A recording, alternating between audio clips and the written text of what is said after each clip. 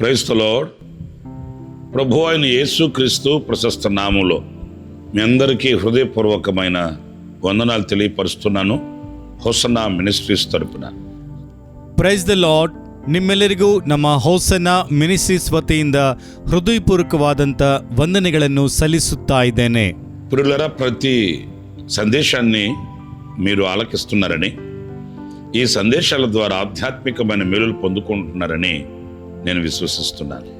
ಪ್ರಿಯರೇ, ಪ್ರತಿ ಸಂದೇಶವನ್ನು ನೀವು ಕೇಳುತ್ತಾ ಇದ್ದೀರೆಂಬುದಾಗಿ, ಆಧ್ಯಾತ್ಮಿಕವಾಗಿ ಬೆಳವಣಿಗೆ ಕೂಡ ಹೊಂದ್ತಾ ಇದ್ದೀರೆಂಬುದಾಗಿ ನಾನು ನಂಬ್ತಾ ಇದ್ದೇನೆ. ಈ ಸಂದೇಶಾలు మీ ఆధ్యాత్మికమైన జీవితానికి ఆశీర్వాదకరంగా ఉండాలని ప్రార్థిస్తూ ప్రభు సన్నిధిలో నేను కూడా మీ ಪಕ್ಷಾನ ವಿಜ್ಞಾಪನೆ చేస్తున్నాను. ಈ ಸಂದೇಶಗಳು ನಿಮ್ಮ ಆಧ್ಯಾತ್ಮಿಕ ಜೀವನಕ್ಕೆ ಆಶೀರ್ವಾದಕರವಾಗಿರಬೇಕೆಂದು ಪ್ರಾರ್ಥಿಸುತ್ತಾ ಕರ್ತನ ಸನ್ನಿಧಿಯಲ್ಲಿ ನಾನು ಕೂಡ ನಿಮ್ಮ ಪರವಾಗಿ ವಿಜ್ಞಾಪನೆ ಮಾಡ್ತಾ ಇದ್ದೇನೆ. మీరు మాత్రమే కాకుండా ఇంకా అనేకులకు ఈ సందేశాలని చేరువ చేయండి. ఈ దీవెనలో, ఈ ఆశీర్వాదంలో మీరు కూడా పాలు పొందాలని కోరుకుంటున్నాను. ನೀವು ಮಾತ್ರ ಅಲ್ಲದೆ ಅನೇಕರಿಗೆ ಈ ಸಂದೇಶಗಳನ್ನು ಕಳಿಸಿರಿ. ದಿವ್ಯ ಆಶೀರ್ವಾದಗಳಲ್ಲಿ ನೀವು ಕೂಡ ಪಾಲುಗಾರರಾಗಬೇಕೆಂಬುದಾಗಿ ನಾನು ಆಶಿಸುತ್ತಾ ಇದ್ದೇನೆ. పరిశుద్ధ గ్రంథంలో నుంచి ఈ పూట చక్కటి మాట నేను మీకు చదివి వినిపిస్తాను. ಪರಿಶುದ್ಧ ಗ್ರಂಥದಿಂದ ಈ ಹೊತ್ತು ನಾನೊಂದು ಒಳ್ಳೆಯ ಮಾತನ್ನು ನಾನು ಓದಿ ನಿಮಗೆ ಕೇಳಿಸ್ತೇನೆ. సామెతల గ్రంథం 13వ అధ్యాయం 11వ వాక్యాన్ని నేను చదువుతున్నాను. ಜ್ಞಾನೋಕ್ತಿಗಳು 13ನೇ ಅಧ್ಯಾಯ 11ನೇ ವಚನವನ್ನು ನಾನು ಓದ್ತಾ ಇದ್ದೇನೆ. కష్టము చేసి కూర్చుకొనువాడు తన ఆస్తిని వృద్ధి చేసుకొనును.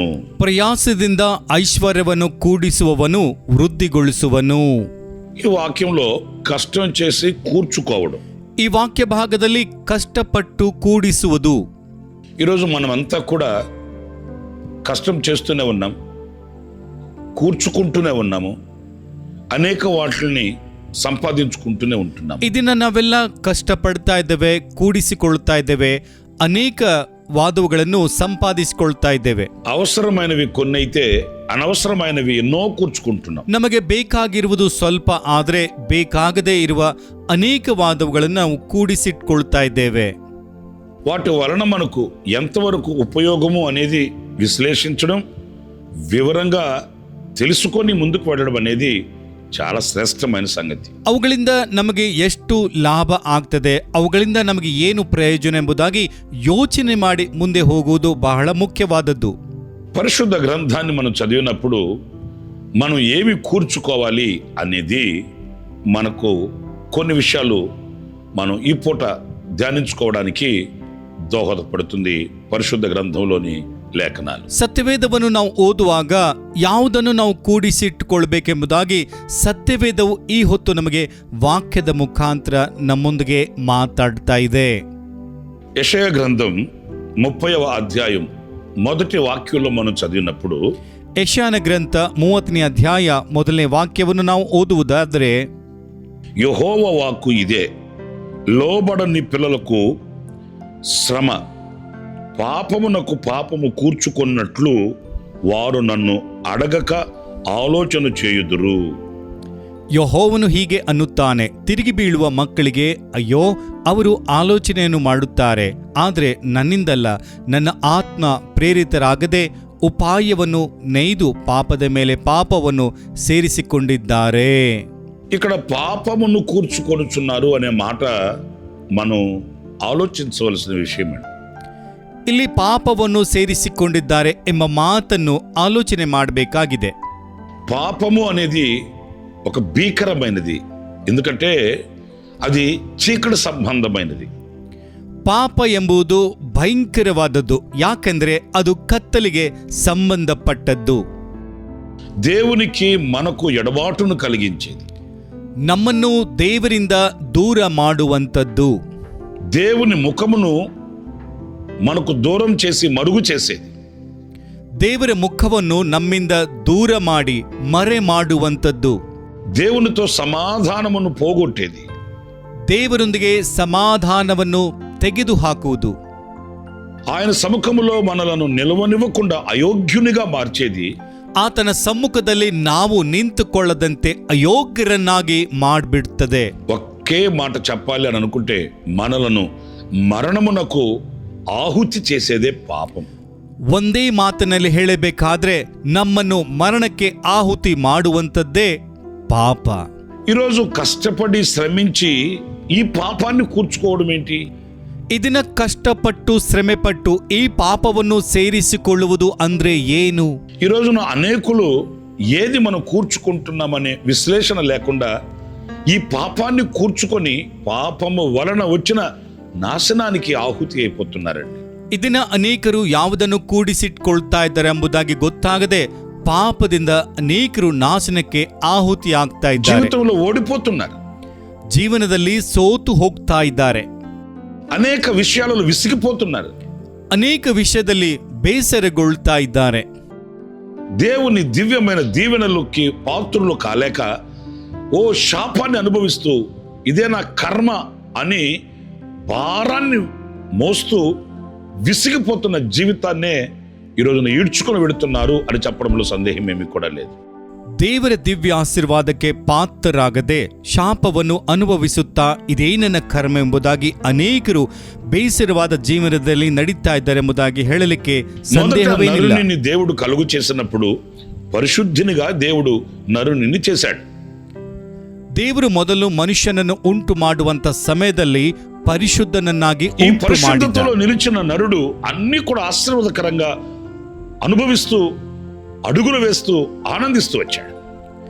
ಈ ಪರಿಶುದ್ಧತೆಯಲ್ಲಿ ನಿಂತಿರುವಂತ ಮನುಷ್ಯನು ಎಲ್ಲವನ್ನು ಸಂತೋಷವಾಗಿ ಆನಂದವಾಗಿ ಅನುಭವಿಸುತ್ತಾ ಬಂದ. ఏనాడైతే పాపం అతని హృదయంలో పొడ చూపిందో, ಯಾವಾಗ ಪಾಪವು ಆತನ ಹೃದಯದಲ್ಲಿ ಪ್ರಾರಂಭ ಆಯಿತು, ఏనాడైతే అవిధేయతకి అప్పగింపబడ్డాడో, ಯಾವ ದಿನ ಅವಿಧೇಯತೆಗೆ ಆತನು ಗುರಿಯಾದನೋ, ఆ పిదప నరుని హృదయంలో కలవరం, కలత, ఆవేదన, ఆందోళన కలిగింది.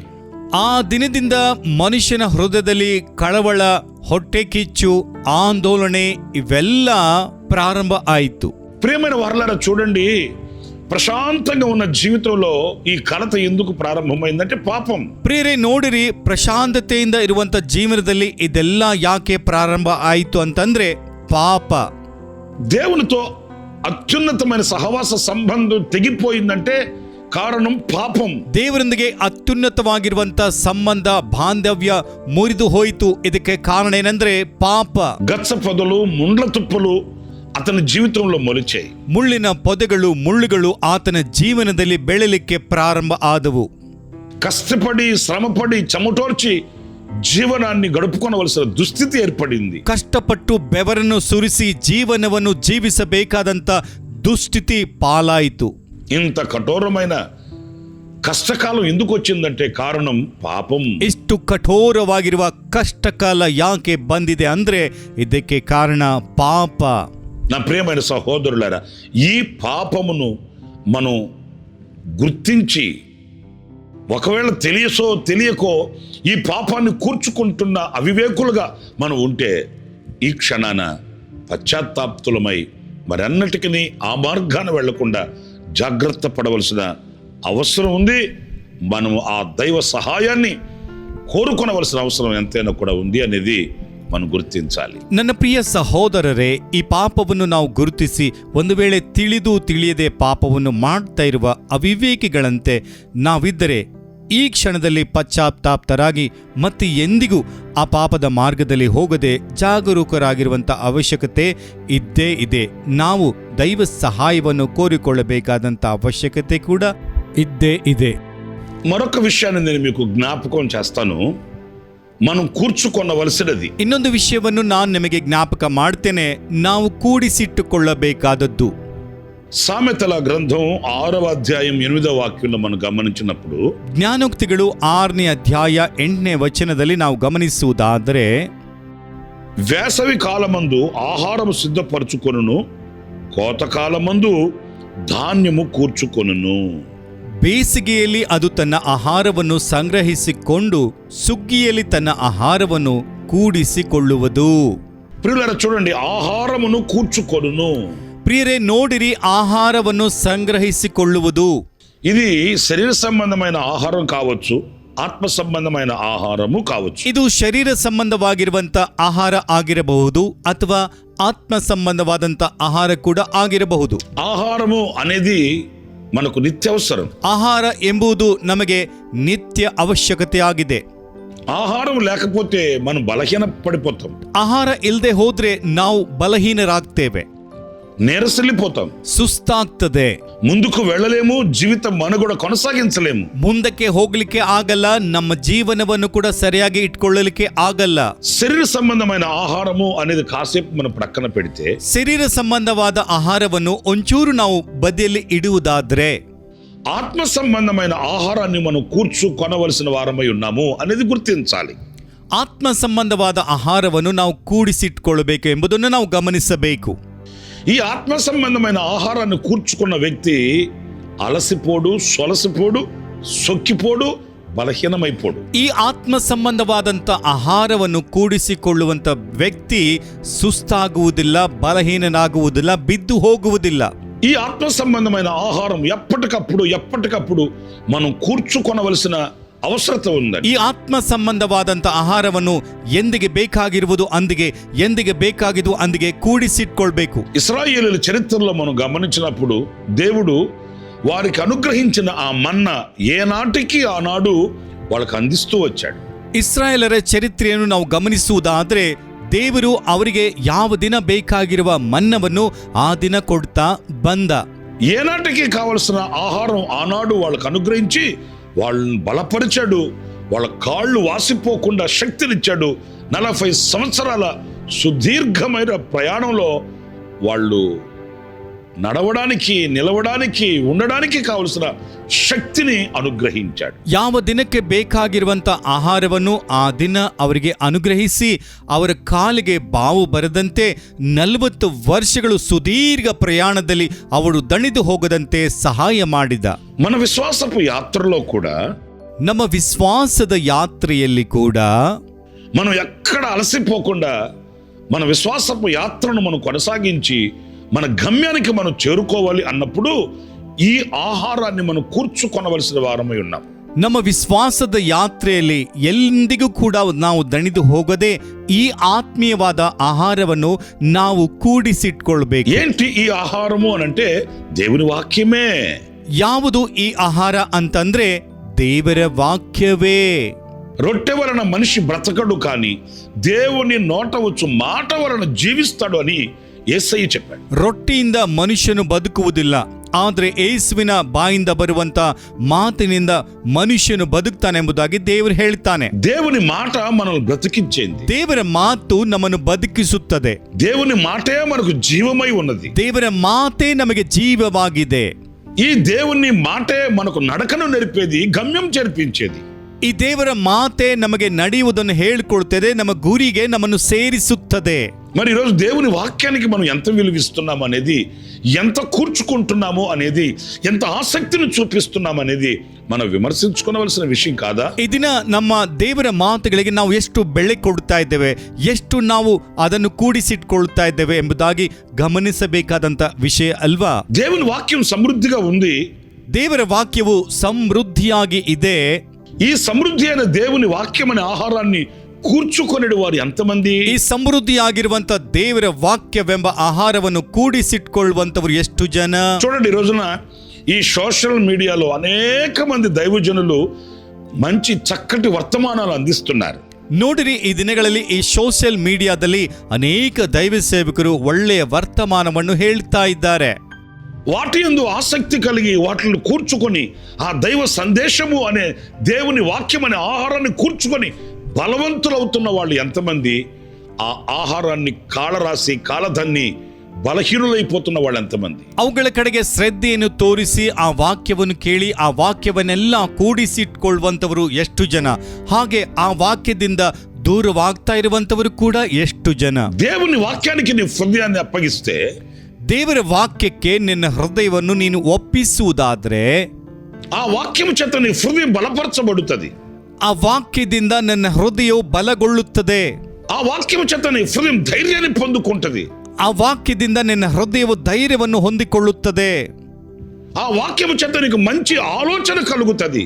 ಆ ಆ ವಾಕ್ಯದಿಂದ ನನಗೆ ಒಳ್ಳೆಯ ಆಲೋಚನೆ ಕೂಡ ಸಿಗ್ತದೆ. మంచి నిర్ణయం చేత క్షేమకరమైన మార్గాలలో సఫలమవుతున్న అనుభూతిని కలిగి ఆనందంగా అడుగులు వేయగలుగుతాము. ಒಳ್ಳೆಯ ನಿರ್ಣಯದಿಂದ ಕ್ಷೇಮಕರವಾದ ಮಾರ್ಗದಲ್ಲಿ ಸಫಲವಾಗ್ತಾ ಇರುವಂತ ಅನುಭೂತಿಯಿಂದ ಆನಂದವಾಗಿ ಹೆಜ್ಜೆ ಹಾಕ್ಲಿಕ್ಕಾಗ್ತದೆ. అలా కాకుండా ಹಾಗಲ್ದೆ ఈ లోక సంబంధమైనటువంటి అపవిత్రమైన అనవసరమైన వాటిని మనం కూర్చుకున్నామే అనుకోండి, ಈ ಲೋಕ ಸಂಬಂಧವಾದಂತ ಅಪವಿತ್ರವಾದ ಅನವಶ್ಯಕತವಾದದನ್ನು ನಾವು ಕೂಡಿಸಿಟ್ಕೊಂಡ್ರೆ వాటి వలన ఏం కలుగుతుంది? ಅವುಗಳಿಂದ ನಮ್ಗೇನ್ ಬರ್ತದೆ?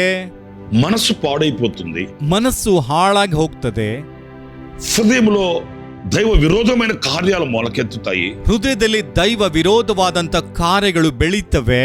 లోక సంబంధమైన కార్యక్రమాల వలన మనకు అనేకమైన చేటు కలిగించే అనుభవాలు చేరువవుతాయి. ಲೋಕ ಸಂಬಂಧವಾದಂತ ಕಾರ್ಯಕ್ರಮದಿಂದ ನಮಗೆ ನೋವುಂಟಾಗುವಂತ ಅನುಭವ ಆಗ್ತದೆ. ప్రతిదినము కూడా ఆవేదనతోనే అడుగు వేయవలసి వస్తుంది. ಪ್ರತಿದಿನ ಆವೇದನೆಯಿಂದ ಹೆಜ್ಜೆ ಹಾಕಬೇಕಾಗಿ ಬರ್ತದೆ. కనుక నా ప్రియమైన సహోదరులారా, ಅದಕ್ಕಾಗಿ ನನ್ನ ಪ್ರಿಯ ಸಹೋದರರೇ, ఆహారాన్ని మనం కూర్చుకోవాలి. ಆಹಾರವನ್ನು ನಾವು ಕೂಡಿಸಿಟ್ಕೊಳ್ಬೇಕು. దేవుని వాక్యం అనే ఆహారాన్ని. ದೇವರ ವಾಕ್ಯ ಎಂಬ ಆಹಾರ. అందుకే ఇదిగో ఈ సందేశాలు మేము మీకు చేరువ చేస్తున్నాము. ಈ ಸಂದೇಶಗಳನ್ನು ಅದಕ್ಕಾಗಿಯೇ ನಾವು ನಿಮಗೆ ಕಳಿಸ್ತಾ ಇದ್ದೇವೆ. ఈ సందేశాలు మీకు చేరువ కావాలని, ಈ ಸಂದೇಶಗಳು ನಿಮ್ಮ ಹತ್ರಕ್ಕೆ ಬರಬೇಕೆಂದು, ఈ దేవుని మాటల చేత మీరు బలపరచబడి ఆత్మీయ యాత్రలో శక్తివంతులు కావాలని ప్రార్థిస్తూ ఆశిస్తూ ఉన్నాం. ಈ ದೇವರ ವಾಕ್ಯಗಳ ಮುಖಾಂತರ ಆತ್ಮಿಕ ಜೀವನದಲ್ಲಿ ಬೆಳವಣಿಗೆ ಆಗಬೇಕೆಂಬುದಾಗಿ ಆಶಿಸ್ತಾ ಇದ್ದೇವೆ. మరొక విషయాన్ని కూడా నేను మీకు వివరిస్తాను. ಇನ್ನೊಂದು ವಿಷಯವನ್ನು ಕೂಡ ನಾನು ನಿಮಗೆ ವಿವರಿಸ್ತೇನೆ. మత్తయి సువార్త 6వ అధ్యాయం 20వ వాక్యాన్ని నేను చదువుతున్నానండి. ಮತ್ತಾಯನು ಬರೆದಿರುವ ಸುವಾರ್ತೆ 6ನೇ ಅಧ್ಯಾಯ 20ನೇ ವಚನವನ್ನು ನಾನು ಓದ್ತಾ ಇದ್ದೇನೆ. పరలోకమందు మీకు ఒక ధనమును కూర్చుకొనుడి, ಆದ್ರೆ ನಿಮಗೋಸ್ಕರ ಪರಲೋಕದಲ್ಲಿ ಸಂಪತ್ತನ್ನು ಕೂಡಿಸಿಟ್ಟುಕೊಳ್ಳಿರಿ. పరలోకమందు మీ కొరకు ధనమును కూర్చుకొనుడి. ಪರಲೋಕದಲ್ಲಿ ನಿಮಗೋಸ್ಕರ ಸಂಪತ್ತನ್ನು ಕೂಡಿಸಿಟ್ಕೊಳ್ರಿ. చూడండి, ఈ వాక్య భాగంలో మనం పరలోకమందు ధనాన్ని కూర్చుకోవాలట. ನೋಡಿರಿ, ಈ ವಾಕ್ಯ ಭಾಗದಲ್ಲಿ ಪರಲೋಕದಲ್ಲಿ ಸಂಪತ್ತನ್ನು ಕೂಡಿಸಿಟ್ಕೊಳ್ಬೇಕಂತೆ. ఈ లోక సంబంధంగా మనం ధనాన్ని కూర్చుకుంటాము. ಈ ಲೋಕದಲ್ಲಿ ಈ ಲೋಕ ಸಂಬಂಧವಾಗಿ ಹಣವನ್ನು ನಾವು ಕೂಡಿಸಿ ಇಟ್ಕೊಳ್ತೇವೆ.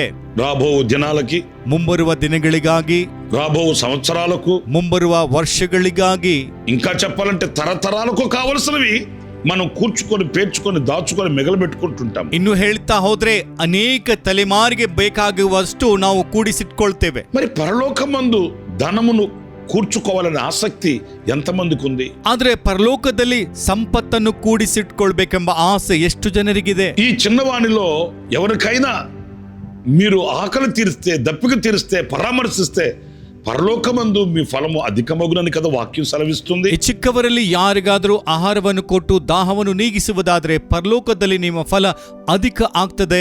ఓ ప్రవక్తకు గిన్నెడు చల్లనీళ్ళు ఇస్తే మీకు ప్రతిఫలం ఉండకపోదని కదా వాక్యం సెలవిస్తుంది. ಒಬ್ಬ ಪ್ರವಾದಿಗೆ ಒಂಚೂರು ಕುಡಿಯಲಿಕ್ಕೆ ನೀರು ಕೊಟ್ರೆ ನಿಮ್ಮ ಫಲ ಪರಲೋಕದಲ್ಲಿ ಅಧಿಕವಾಗ್ತದೆ ಎಂಬುದಾಗಿ ಬರೆದಿದೆ ಅಲ್ವಾ? నీతిని అనుసరిస్తూ, ನೀತಿಯನ್ನು ಅನುಸರಿಸಿ దుర్నీతిని ద్వేషించినప్పుడు కదా మనకు ఫలము కలుగుతుందని వ్రాయబడి ఉంది. ದುರ್ನೀತಿಯನ್ನು ದ್ವೇಷಿಸಿದಾಗಲೇ ನಮಗೆ ಪ್ರತಿಫಲ ಸಿಗ್ತದೆ ಎಂಬುದಾಗಿ ಬರೆದಿದೆಯಲ್ವಾ? క్రీస్తు నిమిత్తం నిందలు, అవమానాలు ఒకవేళ ఎదురైనప్పటికీ కూడా ఎవరైనా మనల్ని నిందించి, హింసించి, చెడ్డ మాటలల్లా పలికినప్పుడు మనం ఓర్చుకొని సహించి మనం భరించినప్పుడు కదా పరలోకమందు మనకు ఫలము కలుగుతుందని లేఖనాలు సెలవిస్తున్నాయి. ಯಾರಾದ್ರೂ ನಮ್ಮನ್ನು ಹಿಂಸಿಸಿ, ದೂಷಿಸಿ, ಕೆಟ್ಟ ಮಾತುಗಳನ್ನು ಆಡಿದರೆ, ನಾವು ಸಹಿಸಿದರೆ, ನಾವು ಭರಿಸಿದರೆ ಅಲ್ವಾ ಪರಲೋಕದಲ್ಲಿ ನಮಗೆ ಫಲ ಸಿಕ್ಕುತ್ತದೆ ಎಂಬುದಾಗಿ ಲೇಖನಗಳು ಹೇಳ್ತವೆ. దేవుని కొరకు మనం ప్రయాస పడినప్పుడు, ದೇವರಿಗಾಗಿ ನಾವು ಪ್ರಯಾಸ ಪಟ್ಟಾಗ, పరిచర్య కొరకై శ్రమించినప్పుడు, ಪರಿಚರ್ಯೆಗಾಗಿ ನಾವು ಶ್ರಮೆ ಪಟ್ಟಾಗ, నీతి నిమిత్తమై ఆకలి దప్పులు కలిగి ఉన్నప్పుడు, ನೀತಿಯ ನಿಮಿತ್ತವಾಗಿ ಹಸಿವಿನಿಂದ ಇರುವಾಗ, మన ఎదుట ఉన్న సాటి అయిన సహోదరుని ప్రేమించినప్పుడు, ನಮ್ಮ ಮುಂದೆ ಇರುವಂತ ನಮ್ಮ ಸಹೋದರನನ್ನು ಪ್ರೀತಿ ಮಾಡಿದಾಗ, ఇలాంటి సత్క్రియల వలన పరలోకమందు మన ఫలం అధికమగునని లేఖనాలలో వ్రాయబడిన సత్యం మనం తెలుసుకోవాలండి. ಇಂತಹ ಸತ್ಕ್ರಿಯೆಗಳಿಂದ ಪರಲೋಕದಲ್ಲಿ ನಮ್ಮ ಫಲವು ಅಧಿಕವಾಗುವುದೆಂದು ಲೇಖನದಲ್ಲಿ ಬರೆದಿರುವ ಸತ್ಯವನ್ನು ನಾವು ತಿಳಿದುಕೊಳ್ಳಬೇಕು. నా ప్రియమైన సహోదరులారా, ನನ್ನ ಪ್ರಿಯ ಸಹೋದರರೇ, ఈరోజు మనం పరలోక సంబంధమైన ధనాన్ని కూర్చుకుంటున్నామా, ఈ లోక సంబంధంగా మనం ఐశ్వర్యవంతులమై ఉండాలని కోరుకుంటున్నామా? ಇದನ್ನ ಪರಲೋಕ ಸಂಬಂಧವಾದಂತ ಹಣವನ್ನು ಕೂಡಿಸಿಟ್ಕೊಳ್ತಾ ಇದ್ದೇವಾ ಅಥವಾ ಈ ಲೋಕ ಸಂಬಂಧವಾದಂತ ಐಶ್ವರ್ಯರಾಗಬೇಕೆಂಬುದಾಗಿ ಬಯಸ್ತಾ ಇದ್ದೇವಾ? ఒక యవనస్తుడు యేసుక్రీస్తు దగ్గరికి వచ్చాడు. ಒಬ್ಬ ಯವನಸ್ಥನು ಯೇಸು ಕ್ರಿಸ್ತನ ಬಳಿಗೆ ಬಂದು, నేను పరలోక రాజ్యానికి వారసుడను కావాలంటే ఏం చేయాలి అని అడిగాడు. ನಾನು ಪರಲೋಕ ರಾಜ್ಯಕ್ಕೆ ವಾರಸನಾಗಬೇಕಾದ್ರೆ ಏನ್ ಮಾಡಬೇಕು ಅಂತ ಕೇಳಿದ. యేసయ్య కొన్ని ఆజ్ఞలు చెప్పినప్పుడు ఆయన అన్నాడు, ఇవన్నీ నేను చిన్నప్పటి నుంచి అనుసరిస్తూనే ఉన్నానండి, నేను కొత్త వాడిని ఏమి కాదు అన్నాడు. ಯೇಸು ಸ್ವಾಮಿ ಕೆಲವು ಆಜ್ಞೆಗಳನ್ನು ಹೇಳಿದಾಗ, ಚಿಕ್ಕಂದಿನಿಂದ ಇವೆಲ್ಲ ಪಾಲಿಸ್ತಾ ಇದ್ದೇನೆ, ನಾನಿನ್ ಹೊಸಬನಲ್ಲ ಅಂತ ಹೇಳಿದ. వెంటనే యేసయ్య అన్నాడు, నీ ఆస్తి అమ్మి బీదలకిచ్చి నీవు నన్ను వెంబడించు అన్నాడు. ಕೂಡಲೇ ಯೇಸು ಸ್ವಾಮಿ ಹೇಳಿದ್ದ, ನಿನ್ನ ಆಸ್ತಿಯನ್ನೆಲ್ಲ ಮಾರಿ ಬಡವರಿಗೆ ಕೊಟ್ಟು ನನ್ನನ್ನು ಹಿಂಬಾಲಿಸು. అతడు మనసులో చిన్న బుచ్చుకుని వెళ్ళిపోయాడంటండి. ಆತನ ಮುಖವನ್ನು ಸಣ್ಣಗೆ ಮಾಡಿಕೊಂಡು ಆತ ಅಲ್ಲಿಂದ ಹೊರಟು ಹೋದ. ఎందుకంటే అతనికి ఆస్తి అతనికి దైవమైపోయింది. ಯಾಕೆಂದ್ರೆ ಆತನ ಆಸ್ತಿಯೇ ಆತನಿಗೆ ದೈವವಾಗಿದೆ. ఈ లోక సంబంధంగా ఐశ్వర్యవంతుడు ఆస్తిపరుడే, కానీ అతడు పరలోక సంబంధంగా అతడు ఐశ్వర్యవంతుడు కాదు, పేదవాడు. ಈ ಲೋಕ ಸಂಬಂಧವಾಗಿ ಆತನು ಐಶ್ವರ್ಯವಂತನು, ಹಣವುಳ್ಳವನು, ಆದರೆ ಪರಲೋಕ ಸಂಬಂಧವಾಗಿ ಬಡವನೇ. నా ప్రియమైన సహోదరులారా, ఆ ధనాన్ని విడిచిపెట్టలేక అతడు చిన్నబుచ్చుకొని వెళ్ళిపోయాడు. ఒకవేళ అలాంటి వారిగా మనం ఉన్నామేమో కదా. ನನ್ನ ಪ್ರಿಯ ಸಹೋದರರೇ, ಆ ಹಣವನ್ನು ಬಿಡಲಿಕ್ಕೆ ಆಗದೆ ಮುಖವನ್ನೆಲ್ಲ ಸಣ್ಣಗೆ ಮಾಡಿಕೊಂಡು ಆತನು ಹೋದ. ಅಂತವರು ನಾವಾಗಿದ್ದೇವಾ? మనకు ఈ లోక సంబంధమైన ధనము కాదండి కావలసింది. ನಮಗೆ ಈ ಲೋಕ ಸಂಬಂಧವಾದಂತ ಹಣ ಅಲ್ಲ ಬೇಕಾಗಿರುವುದು. లాజరును గురించి లేఖనాల్లో మనం చదివినప్పుడు పేదవాడు, పేద లాజరు. ಲಾಜರನ ಕುರಿತಾಗಿ ಸತ್ಯವೇದದಲ್ಲಿ ಓದಿದ್ರೆ ಬಡ ಲಾಜರನು, కానీ పరలోకమందు అతడు ఐశ్వర్యవంతుడు, ధనము కలిగిన వాడని లేఖనాలు మనకు స్పష్టతనిస్తాయి. ಆದರೆ ಪರಲೋಕದಲ್ಲಿ ಆತನು ಐಶ್ವರ್ಯ ಉಳ್ಳವನು, ಹಣ ಉಳ್ಳವನೆಂಬುದಾಗಿ ಲೇಖನವು ನಮಗೆ ಹೇಳುತ್ತದೆ. ఆ ప్రక్కనే ఉన్న ధనవంతుడు ఈ లోక సంబంధంగా ధనవంతుడు, కానీ పరమందు అతడు పేదవాడు అనేది మనం గుర్తించాలి. ಆ ಪಕ್ಕದಲ್ಲಿ ಇರುವಂತ ಧನವಂತನು ಈ ಲೋಕ ಸಂಬಂಧವಾದಂತ ಧನವಂತನು, ಆದರೆ ಪರಲೋಕದಲ್ಲಿ ಬಡವನೆಂಬುದಾಗಿ ಗುರುತಿಸಬೇಕು. కనుక మనం దేనిని కూర్చుకుంటున్నాం అనేది ఒక ప్రశ్న. ನಾವು ಯಾವುದನ್ನು ಕೂಡಿಸಿಟ್ಕೊಳ್ತಾ ಇದ್ದೇವೆ ಎಂಬುದು ಒಂದು ಪ್ರಶ್ನೆ. నేను 3 విషయాలు మీతో చెప్తూ వచ్చాను. ನಾನು 3 ವಿಷಯಗಳನ್ನು ನಿಮಗೆ ಹೇಳುತ್ತಾ ಬಂದೆ. కొందరు పాపాన్ని కూర్చుకుంటున్నారు, ಕೆಲವರು ಪಾಪವನ್ನು ಕೂಡಿಸಿಟ್ಕೊಳ್ತಾ ಇದ್ದಾರೆ. మనమైతే ఆహారమును, శ్రేష్టమైన ఆహారాన్ని, మనకు బలమునిచ్చే ఆహారాన్ని కూర్చుకోవాలి. ನಾವು ಆಹಾರವನ್ನು, ಶ್ರೇಷ್ಠವಾದ ಆಹಾರವನ್ನು, ನಮಗೆ ಬಲವನ್ನು ಕೊಡುವಂತ ಆಹಾರವನ್ನು ಕೂಡಿಸಿಟ್ಕೊಳ್ಬೇಕು. మూడవది పర సంబంధమైన ధనాన్ని మనం కూర్చుకోవాలి. ಮೂರನೇದಾಗಿ ಪರ ಸಂಬಂಧವಾದ ಹಣವನ್ನು ಕೂಡಿಸಿಟ್ಕೊಳ್ಬೇಕು. మరి మనం ఏమి కూర్చుకుంటున్నాము అనేది ఎవరకు వారం ప్రశ్న వేసుకోవాలి, విమర్శించుకోవాలి. అలాంటి కృప నా దేవుడు మనందరికీ అనుగ్రహించుగాక. ಹಾಗಾದ್ರೆ ನಾವೆಲ್ಲ ಯಾವುದನ್ನು ಕೂಡಿಸಿಟ್ಕೊಳ್ತಾ ಇದ್ದೇವೆ ಎಂಬುದಾಗಿ ನಮ್ಮಷ್ಟಕ್ಕೆ ನಾವೇ ಪ್ರಶ್ನೆ ಹಾಕಿಕೊಳ್ಳಬೇಕು. ಅದನ್ನು ನಾವು ಗಮನಿಸಿಕೊಳ್ಬೇಕು. మెట్టుకు మనం చదివిన వాక్య భాగంలో కష్టము చేసి కూర్చుకున్నవాడు తన ఆస్తిని వృద్ధి చేసుకొనును. ನಾವು ಓದಿರುವಂತ ವಾಕ್ಯ ಭಾಗದಲ್ಲಿ ಕಷ್ಟ ಮಾಡಿ ಸಂಪಾದನೆ ಮಾಡಿಟ್ಟುಕೊಂಡಂತವರು ತಮ್ಮ ಆಸ್ತಿಯನ್ನು ಕೂಡಿಸಿಟ್ಟುಕೊಳ್ಳುವನು. తలలు వంచండి, ప్రార్థన చేసుకో. ತಲೆಯನ್ನು ಬಾಗಿಸಿರಿ, ಪ್ರಾರ್ಥನೆ ಮಾಡಿಕೊಳ್ಳೋಣ. జీవాధిపతి అయిన ప్రభువా, మీకు వందనాలు చెల్లిస్తూ, ఈనాడు మేము ఏమి కూర్చుకొని ఐశ్వర్యవంతులము కావాలి అనేది సుస్పష్టంగా మాతో మీరు మాట్లాడుతూ వచ్చారు నాయన. ಜೀವಾಧಿಪತಿಯಾದ ತಂದೆ, ನಿನಗೆ ವಂದನೆಗಳನ್ನು ಸಲ್ಲಿಸಿ ಇಂದು ನಾವು ಯಾವುದನ್ನು ಕೂಡಿಸಿಕೊಂಡು ಐಶ್ವರ್ಯವಂತರಾಗಬೇಕೆಂಬುದಾಗಿ ಸ್ಪಷ್ಟವಾಗಿ ನಮ್ಮೊಂದಿಗೆ ನೀವು ಮಾತಾಡ್ತಾ ಬಂದಿದ್ದೀರಾ. అనేకుల వలె మేము పాపమును కూర్చుకొనకుండా, ಅನೇಕರ ಹಾಗೆ ನಾವು ಪಾಪವನ್ನು ಕೂಡಿಸಿಟ್ಟುಕೊಳ್ಳದೆ నిత్య జీవమునిచ్చు ఆహారాన్ని కూర్చుకొనిన వారు మగుటకు, ನಿತ್ಯ ಜೀವವನ್ನು ಕೊಡುವಂತ ಆಹಾರವನ್ನು ಕೂಡಿಸಿಟ್ಟುಕೊಳ್ಳುವವರಂತೆ, పరలోకమందు ధనమును కూర్చుకొనుటకు, ಪರಲೋಕದಲ್ಲಿ ಹಣವನ್ನು ಕೂಡಿಸಿಟ್ಟುಕೊಳ್ಳಲಿಕ್ಕೆ మాకు వివేకమును ఆలోచననిచ్చి నడిపించమని నన్ను మమ్మల్ని మీ చేతులకు అప్పగించుకుంటూ, ನಮಗೆ ವಿವೇಚನೆ ಆಲೋಚನೆಯನ್ನು ಕೊಟ್ಟು ನಡೆಸಬೇಕೆಂಬುದಾಗಿ ನಮ್ಮನ್ನು ನಿಮ್ಮ ಕೈಗೆ ಒಪ್ಪಿಸಿಕೊಂಡು యేసు నామములో ప్రార్థించి వేడుకొనుచున్నాము తండ్రి. ಯೇಸುವಿನ ನಾಮದಲ್ಲಿ ಪ್ರಾರ್ಥನೆ ಮಾಡಿ ಬೇಡಿಕೊಳ್ತಾ ಇದ್ದೇನೆ ತಂದೆ. ఆమేన్, ఆమేన్, ಆಮೇನ್, ಆಮೇನ್. ప్రభు మిమ్మల్ని ఆశీర్వదించి దీవించుడుగాక. విశేషమైన కృప నా దేవుడు సమృద్ధిగా మీకు అనుగ్రహించుగాక. ಆಮೆನ್. ಕರ್ತನು ನಿಮ್ಮೆಲ್ಲರನ್ನು ಆಶೀರ್ವದಿಸಿ ಕಾಪಾಡಲಿ. ವಿಶೇಷವಾದ ಕೃಪೆಯನ್ನು ನನ್ನ ಕರ್ತನು ನಿಮ್ಮೆಲ್ಲರಿಗೆ ಒದಗಿಸಲಿ. ಆಮೇನ್. ಪ್ರತಿ ಶುಕ್ರವಾರ ಈ ಕೃಪಾ ವಾಕ್ಯವು ಎಂಬ ಕ್ಲುಪ್ತ ಸಂದೇಶಗಳಿಗಾಗಿ ಹಾಗೂ ಇನ್ನೂ ಹೆಚ್ಚಿನ ಆತ್ಮ ಸಂಬಂಧವಾದಂಥ ಸಂದೇಶಗಳಿಗಾಗಿ ನಮ್ಮ ಈ ಯೂಟ್ಯೂಬ್ ಚಾನೆಲ್ ಅನ್ನು ಸಬ್ಸ್ಕ್ರೈಬ್ ಮಾಡಿಕೊಳ್ಳಿರಿ. Pastor Ramesh Hosanna ministries.